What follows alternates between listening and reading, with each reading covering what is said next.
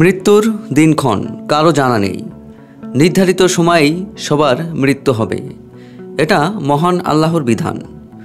মৃত্যুর আগে অসুস্থতা বা কোনো পূর্ব লক্ষণ দৃশ্যমান হলে মানুষের কাছ থেকে ক্ষমা চেয়ে নেওয়ার, মহান আল্লাহর কাছে তওবা করার সুযোগ পাওয়া যায়, কিন্তু আংশিক মৃত্যুতে সেই সুযোগ থাকে না।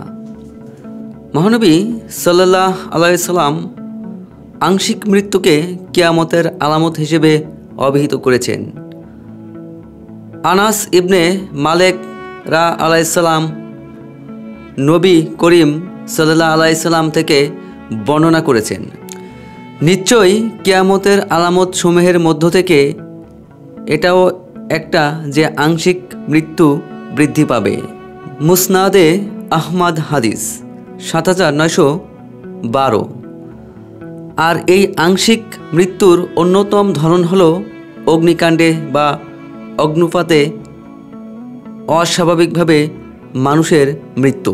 তবে স্মরণ রাখতে হবে যে ইসলাম এ ধরনের মৃত্যুদের শহীদ হিসেবে আখ্যায়িত করেছে।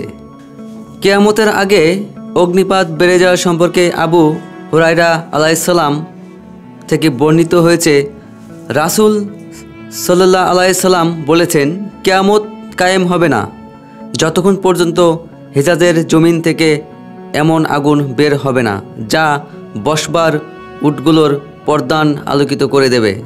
বুখারী হাদিস 1054। কিয়ামতের সর্বশেষ আলামত হলো এক ভয়াবহ আগুন যা পূর্ব ইয়েমেনের আদন নামক স্থানের একটা গর্ত থেকে বের হয়ে ভয়াবহ আকার ধারণ করবে এবং মানুষকে তাড়িয়ে একত্র করবে। হুজাইফা ইবনে উসাইদ আল গিফারি আলাইহিসসালাম থেকে বর্ণিত, তিনি বলেন, একদিন আমরা পরস্পর আলোচনা করছিলাম, এমন সময় রাসূল সাল্লাল্লাহু আলাইহি সাল্লাম আমাদের কাছে এলেন। তিনি জিজ্ঞাসা করেন, তোমরা কি বিষয়ে আলোচনা করছিলে? উপস্থিত সাহাবীরা বলেন, কিয়ামত প্রসঙ্গে। তিনি বলেন, কিয়ামত ওই পর্যন্ত কায়েম হবে না যে পর্যন্ত না তোমরা তার আগে 10টি আলামত দেখতে পাবে। এতপর তিনি 10টি নিদর্শন উল্লেখ করেন: ধোয়া, দাজ্জাল, দাব্বাতুল আরদ, সূর্য পশ্চিম দিকে উদিত হওয়া, ঈসা ইবনে মারইয়াম আলাইহিসসালাম এর আগমন, ইয়াজুজ মাজুজ, 3টি ভূমিধস, একটি পৃথিবীর পূর্ব প্রান্তে, একটি ভূমিধস পশ্চিম প্রান্তে, একটি আরব ভূখণ্ডে। সর্বশেষ নিদর্শন হলো ইয়েমেন থেকে আগুন যা মানুষকে তাড়িয়ে হাসরের ময়দানে একত্র করবে। সহিহ মুসলিম হাদিস 2901। সালেম ইবনে আবদুল্লাহ রাদিয়াল্লাহু তার পিতার সূত্রে বর্ণনা করেছেন, রাসূল সাল্লাল্লাহু আলাইহি সাল্লাম বলেছেন, কিয়ামতের আগে হাজরা মাউত থেকে অথবা হাজরা মাউতের সাগরের দিক থেকে সহসাই একটি অগ্নিপাত ঘটবে এবং তা মানুষকে একত্র করবে। সাহাবীরা জিজ্ঞেস করেন, হে আল্লাহর রাসূল, তখন আমাদের কি করার জন্য আপনি নির্দেশ দেন?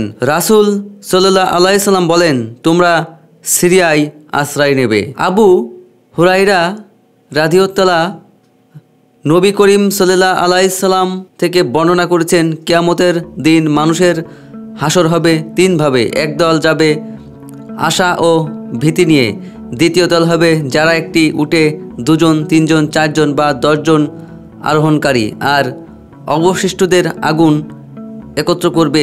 যেখানে তারা থাকবে আগুনও তাদের সঙ্গে সেখানে থাকবে। তারা যেখানে রাত যাপন করবে আগুনও তাদের সঙ্গে সেখানে রাত যাপন করবে। তারা যেখানে সকাল অতিবাহিত করবে আগুনও তাদের সঙ্গে সেখানে থাকবে। তাদের যেখানে সন্ধ্যা হবে আগুনেরও সেখানেই সন্ধ্যা হবে। বুখারী হাদিস 6273। উপরের হাদিসের আলোকে জানা যায়, আগুন কখনো কখনো আযাব হয়ে আসে, কখনো কখনো এটি অপমৃত্যুর কারণ। আর কিয়ামতের আগে আগুনের ব্যাপ্তি ঘটবে, আগুনকে কেন্দ্র করে বিপর্যয় ছড়িয়ে পড়বে। মহান আল্লাহ তাআলা আমাদের এসব ফিতনা থেকে হেফাজত করুন।